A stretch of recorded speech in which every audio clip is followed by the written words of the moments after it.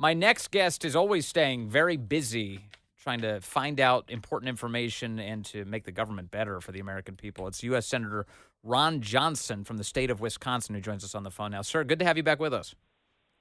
Well, Vince, hope you're doing well. I'm doing well. First of all, I want to thank you for that health summit hearing that you held on Monday. You brought together so many really talented people to talk about the ways in which the American diet is poisoning us and the way the government is involved in that. Casey and Callie Means and Jordan Peterson and Dr. Marty McCary. So many great people. Thank you for doing that. It's been I was actually shocked to see a congressional hearing that sounded like that. Well, thanks for noticing. It was a public event. I'm not a chairman, so I can't hold a hearing, but RFK Jr. was there. Just a lot of very, very famous social media nutritionists and that. And so it really got a lot of notice.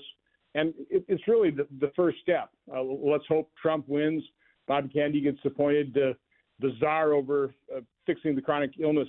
And we'll be having a lot of these conversations. But it's, it allowed people to ask questions that we haven't been able to ask in the past. Yes.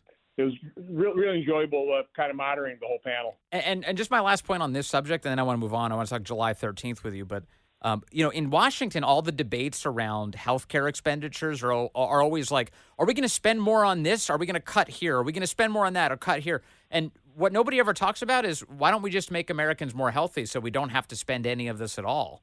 And what you just did this week started, I think, a really important conversation that could get all of that back on track. Yeah, well, I certainly hope so. And again, it also shows you how you heal and unify a nation. You set your differences aside like Bobby Kennedy and Donald Trump did. Yeah. You focus on an area of agreement, a big problem, and solve that working together. Great example. So good. All right. Also this week, your committee, part of releasing this report on the events of July 13th, it seemed like Democrats on your committee were also very unhappy with the state of the Secret Service. What were you surprised to find out, or what stands out to you, Senator Johnson? Well, first of all, again, I got to give a shout out to the other three offices. I mean, this was a very bipartisan product because we were all committed to doing a bipartisan investigation the American public can have confidence in. I think the first thing to state is what we know about July 13th primarily comes from local law enforcement. My staff immediately reached out to local law enforcement. We issued a preliminary report really within about 10 days. Pretty well laid out what we now know about the failures, and this report puts meat on the bones. From my standpoint, the more important part of this report is the very end where we lay out what we haven't received yet. But in terms of revelations, probably the most troubling one and somewhat bizarre is we've talked to two of the four snipers. The sniper on the Hercules 2 team, this is the one that was obstructed from Crooks. They couldn't see him. He couldn't see them. There's a tree in their way. They believe a bullet passed between them. They heard the zip crack of a bullet. But the one sniper that we interviewed said he thought his partner was hit, and he looked over and his partner wasn't hit. He said, how far away was that bullet on our left? And his partner said, I thought the bullet was on our right. They're about 6 feet apart. So that just opens all kinds of questions. And, of course, we're not getting the information from the Secret Service and the FBI. We don't have the transcripts of their over 1,000 interviews. We've only been able to interview 12 people. We don't have crime scene photos. We don't have the autopsy, the toxicology report. Apparently, we just subpoenaed the autopsy. That's the first subpoena we've issued. We don't have the information on Crooks' social media accounts. Apparently, the encrypted foreign accounts he had. Why are they withholding all this? They released the letter with the $150,000 payment to assassinate Trump, but they won't tell us about Crooks, who's no longer with us. Yes, yeah, Ryan Ruth and his bounty on Trump's head. That's the man who tried to assassinate Trump in Florida by his own admission. The events of July 13th.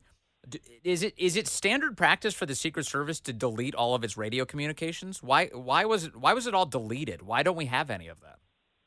Well, apparently what they say is unless it's a presidential detail, they don't record them. Now, local law enforcement record all theirs, which has been very helpful in terms of putting together a very detailed timeline. Yeah. What we do know is this is going to a different event that has a lot of questions surrounding it. Secret Service, they deleted all their texts from January 6th conveniently. So, no, these are agencies that have given us no reason to trust them. Let's put it that way. It's crazy. I don't know why you would do that unless you were trying to cover something up, because it's always good to be able to posthumously look back at an event and then use that as a way to construct how you do events in the future. But I guess the habit there is secrecy. One of the things that stands out to me, Senator Johnson, is the timeline of events down to the second. In the video footage from the body cam, the local officer's body cam who climbed up and saw Thomas Crooks on the roof and then dropped down, that occurred 37 seconds before Thomas Crooks began opening fire. That was 37 entire seconds from the moment that he sees an armed man on the roof to the moment that President Trump is being shot. How, over that 37 seconds, how doesn't the Secret Service get on stage and take him down? Well, because what we revealed, and again, we confirmed this through our interviews, the communications were completely siloed. They had separate command centers. So we weren't talking to each other in any efficient manner. And by the way, we've known about the siloed communication. I remember holding hearings about interoperability of radios. Yes. Between these, federal and local law enforcement. They just don't fix it. It's a big old federal bureaucracy. They just demand more money, which, by the way, now they don't need more resources. Their budget has gone up 65% in the last 10 years, from $2 to $3.3 billion. The headcount's gone up 32% from 6,300 to 8,300. I don't think they're really protecting any more people. Right now, they have 36 protectees, and they're housed in a department that has a budget of $190 billion and 240,000 employees who are detailed on a reasonably routine basis to the Secret Service during, sector surges. Yeah. So again, it is galling, quite honestly, that the House attached another $230 million for Secret Service protection when they just don't need it. That's the problem around here. Is the solution's always more money. Senator Johnson, there's a moment in your report this week that reveals that one of the snipers saw police officers running in the direction of Thomas Crooks with their guns out. He actually witnessed officers drawing their service weapons and running towards Crooks.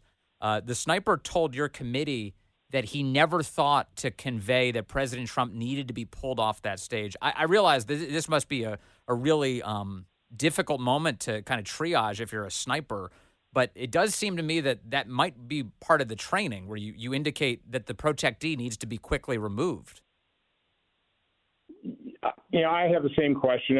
I'm sympathetic. I mean, you're in the moment, and that sniper is saying we were trying to figure out what was going on.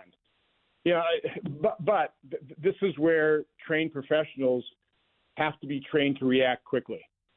You see officers with the gun, you pull the protectee, off the stage. Now, again, I'm sympathetic. Yeah. I don't think it's just one of the realities that occurred on July 13th. Again, the main thing that would have prevented that, rather than pick apart what somebody did or didn't do in a very tense moment. Yes, it's just the overall planning. I mean, the fact that perimeter didn't include that there was not coordination of the security system. That nobody was really in charge of protecting the roof. The local snipers were snipers. They weren't counter snipers. They were local snipers concealed in case there was a threat within the crowd. They had a completely different assigned task than looking for some other potential sniper. So, right. Again, it's just the planning of this was awful. The coordination was awful. The communication was awful. But again, we pretty well knew that within 10 days. And the other legitimate questions we have just aren't being answered by the Secret Service and FBI. Senator Johnson, you just mentioned it in answer to this last question, but it sounds like, again, according to the report, that nobody in the Secret Service wants to claim responsibility for the events of July 13th, that your agency sought to figure out who was in charge, who signed off, who was the last word on this. And is it right that you were given the complete runaround on this? And do you believe that your committee is being lied to about that subject? I think this is just, kind of the reality in government agencies. Got the same runaround when I asked Director of National Intelligence Avril Haines yesterday in our briefing who directed the unsolicited briefing between Senator Grassley and I that was later leaked and used to smear me and impact our election. But the fact is, in these agencies, like, everybody's responsible. So that means nobody's responsible and nobody can be held accountable. I literally think they structure it that way. I'm at least coming to believe that, which is, again, totally foreign to the private sector. You want to hold somebody in charge. I mean, who produced that roll of plastic? Who made that decision to ship that? You need accountability in the private sector. In government, apparently that is the last thing you require in a government agency is accountability. So again, everybody's responsible. Yeah. We're all responsible for this, which means nobody is and nobody can be held accountable. So just over a week ago, there was yet another attempt on President Trump's life. I mentioned this guy, Ryan Ruth, who tried to take a shot at him from inside of a tree line at a golf course in Florida. And the Secret Service's acting director, Ronald Rowe, came out after that and said that everything worked, that the Secret Service is doing its job now because one agent was able to spot this gunman and start shooting at him before he could take a shot at President Trump. I don't buy that. If he's getting that close, it sounds to me like things aren't working. What's your view on this subject? No, it was another failure.